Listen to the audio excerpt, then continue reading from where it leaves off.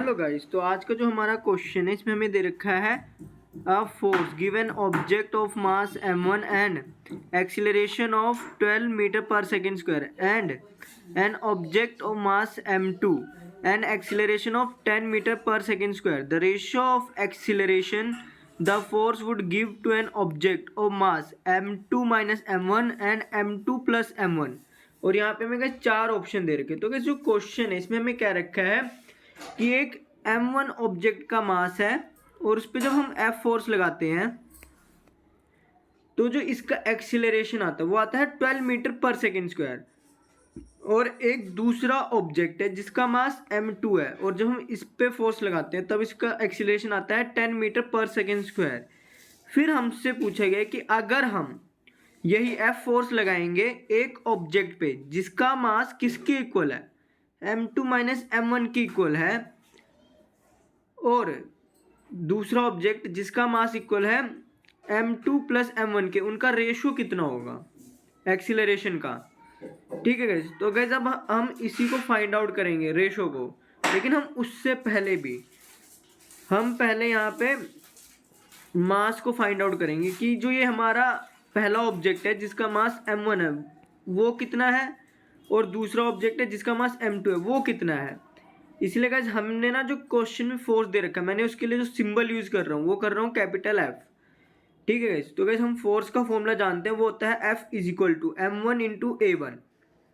यहाँ से गाइस जो A1 है इसकी जगह हम पुट कर देंगे 12, जो कि आप देख सकते हैं मैंने यहाँ पुट कर दिया है। तो गाइस यहाँ से जो हमारा m1 आएगा वो आएगा F/12। ठीक है, अब हम m2 को फाइंड आउट करेंगे, उसके लिए हम ये वाला फॉर्मूला यूज करेंगे F is equal to m2 into A2। और यहाँ से जो हमारा m2 आएगा वो आएगा गाइस F/10, क्योंकि गाइस जो हमें क्वेश्चन में m2 का एक्सीलरेशन दे रखा है वो 10 दे रखा है, तभी मैंने यहाँ A2 की जगह पुट कर दिया है 10। ठीक है गाइस, अब गाइस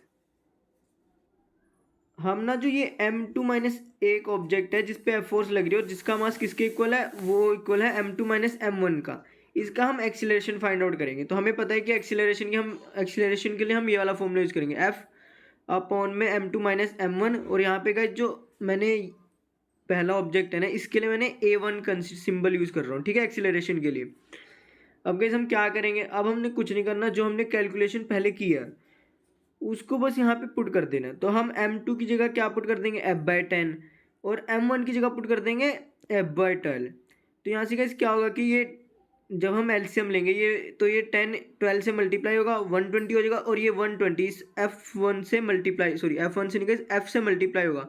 तो जो हमारा न्यूमरेटर में आएगा वो आएगा 120F, और नीचे क्या होगा गाइस, नीचे हो जाएगा हमारा 12F माइनस 10F। ठीक है, तो इस पूरे को सॉल्व करके जो हमारा ए आ रहा है वो आ रहा है 60 मीटर पर सेकेंड स्क्वायर।